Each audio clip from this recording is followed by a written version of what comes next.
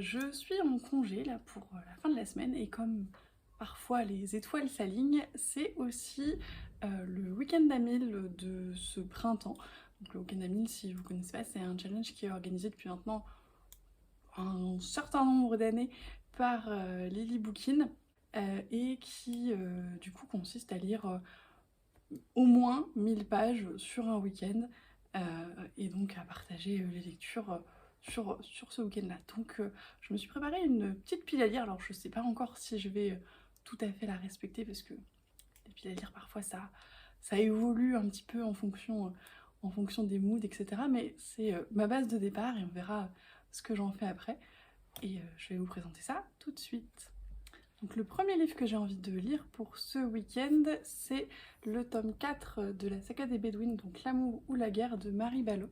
C'est une romance historique, hein. C'est la dernière romance historique qui me reste dans ma pile à lire. D'ailleurs, quand j'aurai fini celle-là, il faudra que je refasse le plein. J'aime bien en avoir 2-3 qui traînent pour, voilà. Sur les week-ends à 1000 notamment, je trouve que c'est des très bonnes lectures qui se lisent très très vite.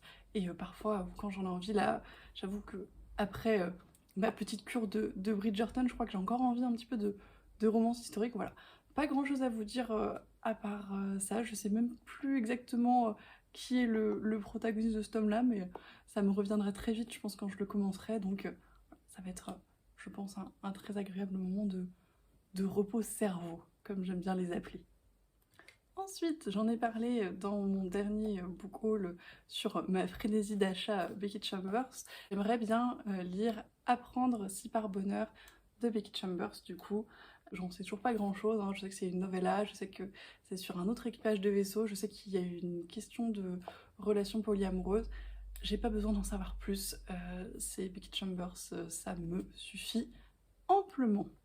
Et je pense que ce sera, encore une fois, un très très bon moment. Ça va se lire extrêmement vite. J'ai extrêmement hâte. Ensuite, toujours de mes derniers achats, parce que finalement c'est bien de les lire un petit peu en allant aussi, hein, pour pas qu'ils marinent trop longtemps dans la pile à lire. J'aimerais bien lire Elle et le vent furieux, donc de Sophie Adriensen, Marie Aliano, Marie Pavlenko, Colline Pierret, Cindy Van Wilder et Flore Vesco. C'est des nouvelles donc publiées aux éditions Flammarion. J'aime bien lire des nouvelles sur mes week-ends d'amis. Je trouve que entre deux romans, ça ponctue pas mal les lectures. Ça me permet de souffler un peu et de sortir un petit peu de gros pavés parfois. Alors même si je prends rarement des gros pavés pour mes week-ends d'amis, mais de livres un petit peu plus conséquents en tout cas. Pareil, j'en sais pas grand-chose à part que ce sont des nouvelles assez engagées, je crois, sur Mère Nature et un petit peu écolo, voilà, sur ce qu'on a fait à la planète. Mais il me tarde de voir ce que ça donne. Il y a des autrices que j'aime beaucoup, donc j'ai envie de voir ce qu'elles en ont fait et j'ai envie de découvrir les autres également. J'ai envie de lire également De brindilles et d'os, donc le deuxième tome des Enfants Indociles de Shannon McGoyer aux éditions Pygmalion. C'est pareil, c'est un très très court roman, donc ça va se lire très très vite. Pour encore une fois les week-ends d'amis, je trouve que c'est bien d'avoir des petites choses comme ça qui peuvent également être lues assez vite et avoir l'impression d'avancer vraiment dans ces lectures. Ça permet en plus de vider la palle, etc. Donc voilà, j'ai beaucoup aimé le premier tome, je vous en avais parlé un petit peu, c'est des histoires d'enfants qui reviennent de Narnia, de monde fantastique un petit peu, et de comment ils se réadaptent, hein, à la vie dans le monde réel, entre guillemets. Et il y a beaucoup de représentations que j'ai trouvé très sympathiques. J'aime beaucoup le style de l'autrice, donc je veux rapidement voir ce que donne ce deuxième tome également. Probablement le livre de cette pile à lire qui me fait le plus envie et le plus peur actuellement, La Reine sans royaume, le troisième tome de la série sur le prince cruel de Holly Black, publié chez Rajo. Je l'ai acheté très très récemment également, à sa sortie, hein, qui est toute récente, et j'ai vraiment très très envie là de finir cette série, de voir un petit peu où l'auteur a voulu nous mener. J'ai vu des très bons avis déjà, donc je pense que lui, je vais l'attaquer dès le début du week-end d'Ami.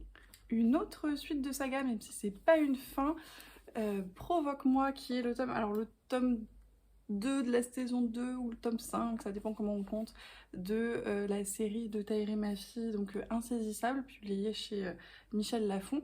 Une série qui, dans le premier tome, est pas toute jeune, hein, qui doit dater des années 2010 et qui était une trilogie initialement. Et en fait, l'autrice a ressorti d'autres tomes qui se passent un petit peu après. J'avais bien aimé le quatrième tome. Alors, il y en a qui étaient un petit peu déçus, mais moi j'aimais bien le tour que ça prenait. J'en ai pas des très très grands souvenirs parce que j'ai galéré à trouver ce tome 2, il était plus édité, etc. Donc il m'a fallu un moment pour le trouver et je sais plus trop exactement ce qui se passait dans le tome 4, donc j'espère que ça va vite me revenir dans ce tome 5, mais en tout cas j'ai très très hâte de le lire et j'aimerais bien enchaîner assez rapidement le tome 6 pour finir également cette série bientôt si je peux. Et je me suis aussi mis des graphiques, alors même si c'est probablement eux qui ont le plus de chances de changer en cours de route, puisque les graphiques je les lis un petit peu au gré de mes humeurs, mais il y en a deux là qui me font particulièrement de l'œil. Pareil, les graphiques, je trouve que ça ponctue bien une lecture un petit peu plus lente dans ces week-ends d'Amil. Donc j'aimerais beaucoup lire Umbrella Academy, le tome 2 de Gérard Way, Gabriel Bá et Dave Stewart, que j'ai acheté récemment aussi. C'est le comics sur lequel se base la série. Alors le comics, en tout cas le tome 1, était assez différent de ce que pouvait être la série. Moi j'avais vu la série avant de les découvrir. J'aime beaucoup ce que donne la série. J'aime assez ce que fait le comics également, même si je suis pas forcément fan des dessins, mais en tout cas c'est une histoire que j'apprécie, des personnages que j'apprécie également, et j'ai très envie de voir ce que donne ce tome 2. Et le dernier livre de cette pile à lire prévisionnelle qui, encore une fois, peut changer, mais lui, je pense que je vais le lire parce qu'il me donne vraiment extrêmement envie, c'est Yaga de Antoine Ozaman et Pedro Rodriguez aux éditions Spaceman Project. C'est l'histoire de la genèse, de la naissance de Baba Yaga, donc la méchante sorcière des contes russes. Et j'aime énormément le style graphique. L'histoire de Baba Yaga m'intrigue beaucoup. J'aime bien les histoires de sorcières quand on comprend un peu pourquoi elles sont devenues méchantes, etc. C'est vraiment des histoires que je trouve très très chouettes en général. Donc c'est vraiment une BD qui me fait extrêmement envie en ce moment. Donc je pense qu'elle va passer à la casserole ce week-end, sans grand doute. Et du coup, c'est tout pour ma pile à lire prévisionnelle pour ce week-end d'Amil. Je sais pas si j'aurai le temps de tout lire, je sais pas si mon rythme de lecture permettra, parce que des fois on se lance dans un week-end d'Amil et puis en fait on n'arrive pas à lire et ça tombe à l'eau. Mais là j'ai vraiment bien envie de passer juste le week-end sous un plaid avec des bouquins, même s'il fait bien chaud dehors et que peut-être sous un plaid dans le jardin avec des bouquins ce serait bien. Mais j'ai pas de jardin, donc... En tout cas, voilà, j'ai très hâte de me relancer dans un rythme endiablé de lecture sur un week-end et j'essaierai de vous tenir un petit peu au courant de ce que ça a donné.